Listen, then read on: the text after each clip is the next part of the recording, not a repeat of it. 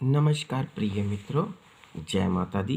MS ज्योतिष में आपका स्वागत है। आज मैं आपको बताने जा रहा हूँ ऊंच के और नीच के ग्रह क्या क्या होते हैं राशि में, कुंडली में। हमें यह क्या क्या बेनिफिट, क्या क्या फ़ायदे और क्या क्या नुकसान देते हैं। कल मैंने आपसे बात की थी कि दिशा बल क्या होता है। उम्मीद है कि प्रिय मित्रों आप सबने अच्छे से रिवीजन कर लिया होगा। आगे की श्रृंखला में चलते हुए हम उच्च के ग्रह और नीच के ग्रह कैसे होते हैं, क्या करते हैं, उसके बारे में मैं आपको बताने जा रहा हूँ।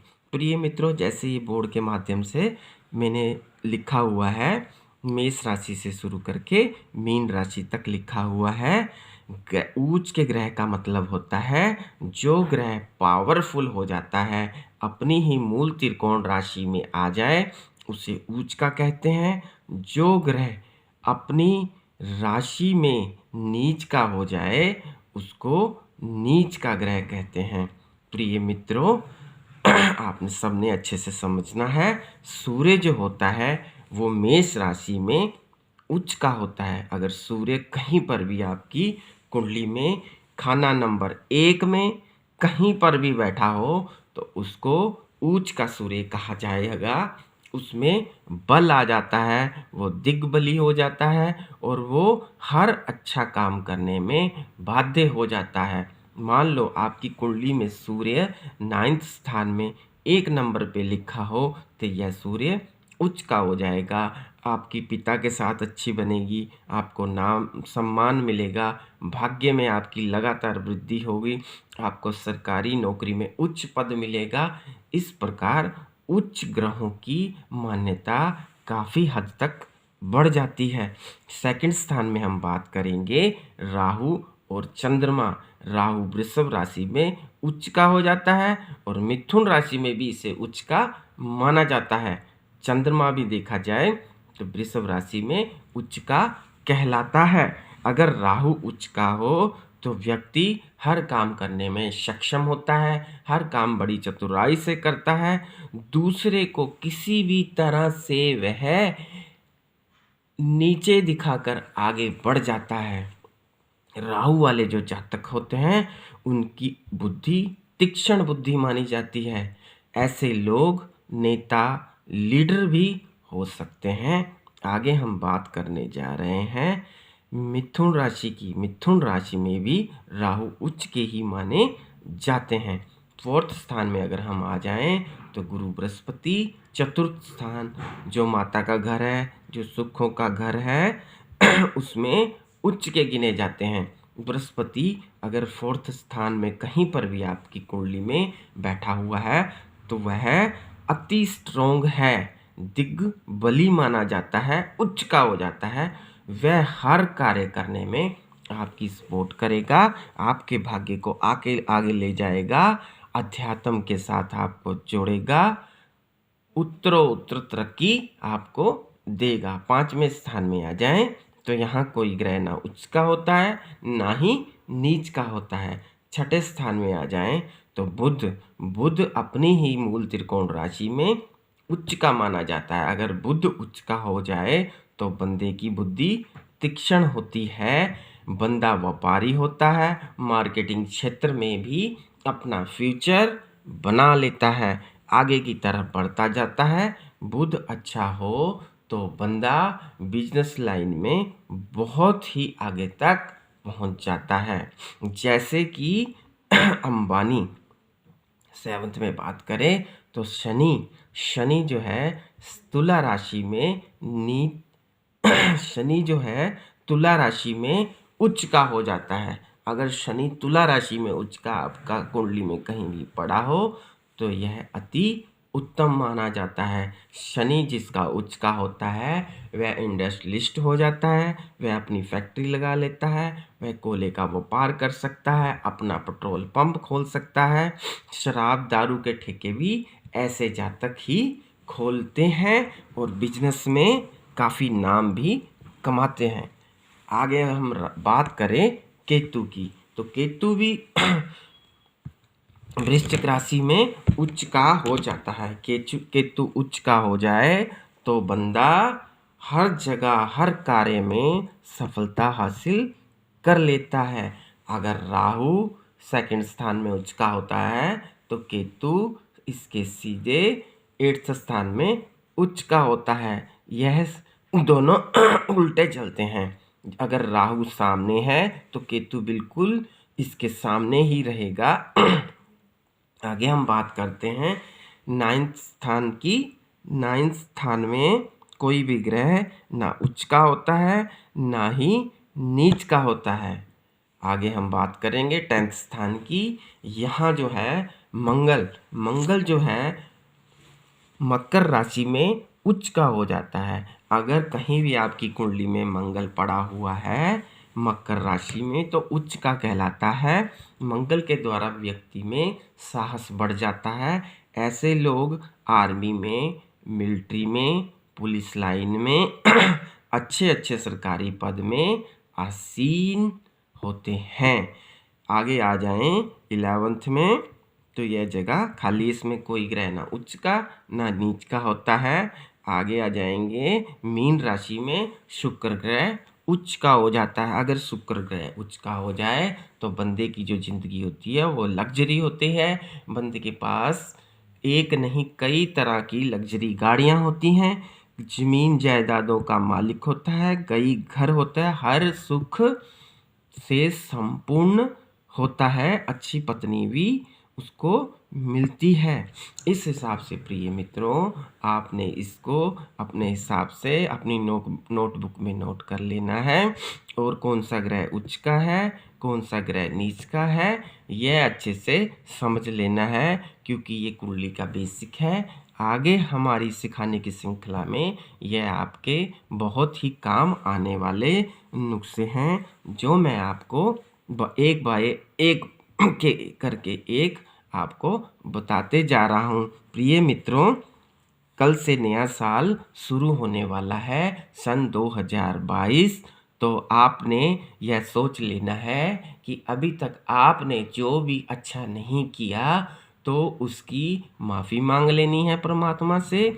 और नए साल में ये सोचना है कि जो आपके ऊपर परमात्मा की कृपा से मेहर हो रही है उसको आपने स्वीकार करना है और पूर्णतया इस ज्योतिष में अपना फ्यूचर बनाना है, आगे बढ़ना है, परमात्मा का नाम पाठ करना है और ज्योतिष को अपने अंदर उतारना है, ताकि आपके साथ जो अभी तक अच्छा नहीं हो पाया, करियर में तरक्की नहीं हो पाई, व्यापार आगे नहीं बढ़ पाया, घर में किसी भी तरह की नेगेटिविटी है उसको आप दूर नहीं कर सके, तो आप आज से अभी से इस वक्त से सौगंध खा लीजिए कि जो सन 2022 है इसमें हमें कामयाब होना है और हम कामयाब होकर रहेंगे और दूसरों को भी बताएंगे, लाइक करेंगे, शेयर करेंगे और आगे तरक्की करेंगे, अपना टाइम वेस्ट नहीं करेंगे। अगर आपने कुछ पाना है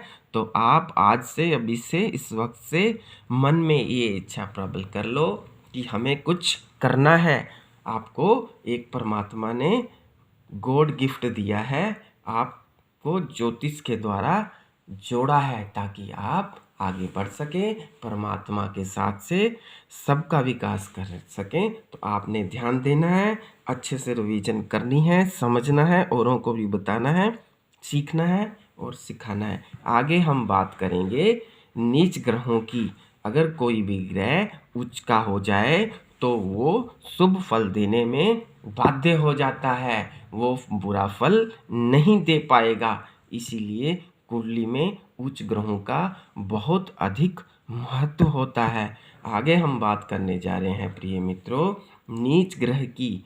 कोई भी ग्रह अगर कुंडली में उच्च का है तो वो नीच का कैसे होता है। अगर मान लो सूर्य मेष राशि में उच्च का था तो इसके बिल्कुल सामने सूर्य 7th स्थान में तुला राशि में नीच का हो जाता है। प्रिय मित्रों, अगर शनि 7th स्थान में उच्च का था तो इसके बिल्कुल उल्ट शनि मेष राशि में नीच का हो जाता है। जैसे मैंने नीचे लिखा हुआ है कि सूर्य 7th में चला गया तो वो नीच हो जाता है। फिर वो बुरे फल देने में बाध्य हो जाता है। उसको हम किसी भी प्रकार से दान के द्वारा माइनस नहीं कर सकते। फिर हम सिर्फ सूर्य देव को नमन करके ही उसकी जो नेगेटिविटी है उसको ख़त्म कर सकते हैं, दान करके नहीं। अगर किसी का ग्रह नीच का पड़ा हुआ है, अगर किसी पंडित ने कह दिया है कि आप सूर्य का रतन माणिक पहन लो, आपका शुभ हो जाएगा, तो ऐसा नहीं है प्रिय मित्रों। आपका बंटा ढार हो जाएगा, आपके पिता से लड़ाई झगड़ा हो जाएगा, आपकी नौकरी में आपको जो ग्रोथ मिल रही थी वो समाप्त हो जाएगी, आपका मान सम्मान खत्म हो जाएगा। तो आपको कभी भी सूर्य का रतन नहीं पहनना।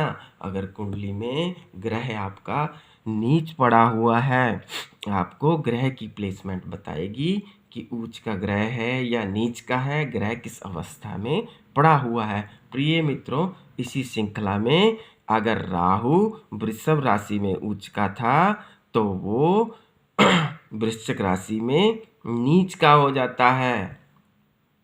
अगर गुरु बृहस्पति कर्क राशि में उच्च के थे तो गुरु बृहस्पति मकर राशि में नीच के हो जाते हैं।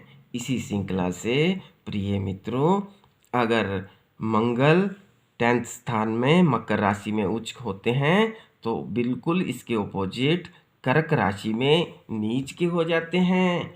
बुध अगर कन्या राशि में उच्च के थे तो इसके बिल्कुल सामने 180 डिग्री के कोण में बुध नीच के हो जाते हैं। और चंद्रमा अगर वृषभ राशि में उच्च के थे तो इसके बिल्कुल सामने वृश्चिक राशि में चंद्रमा नीच के हो जाते हैं।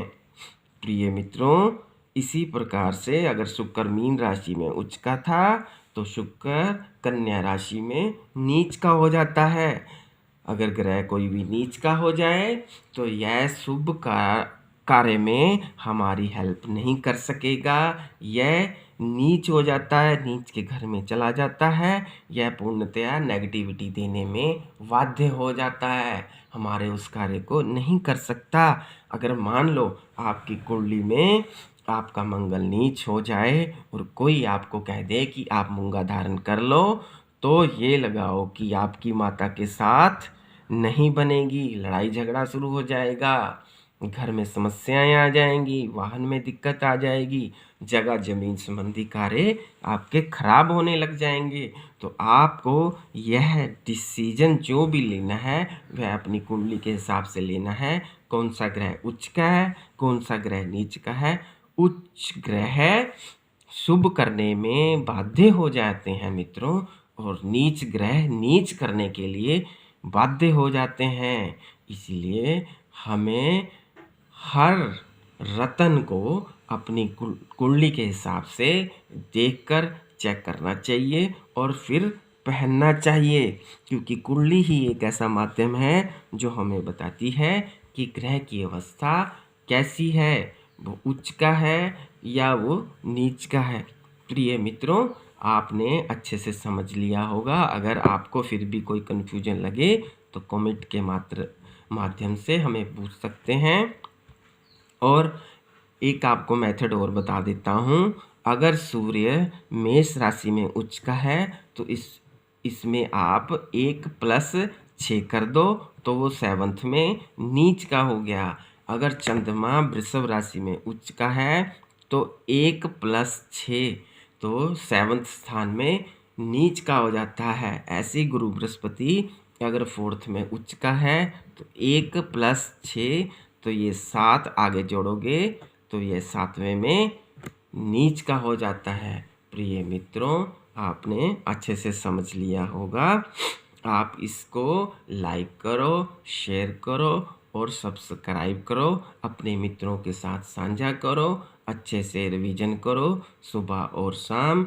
यह बहुत ही आसान मेथड के साथ मैं आपको बताते जा रहा हूँ, आपने मन से सुनना है। प्रिय मित्रों, जब भी आपने सोना है तो आपने पूर्व की तरफ मुख करके ही अपने बेड में सोना है।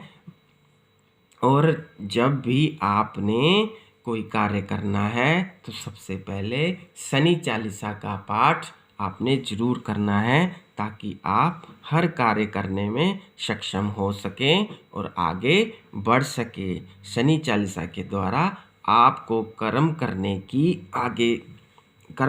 का आगे का रास्ता मिलेगा। प्रिय मित्रों, जय माता दी। आपका दिन शुभ हो। आगे का प्रोग्राम आने तक धन्यवाद।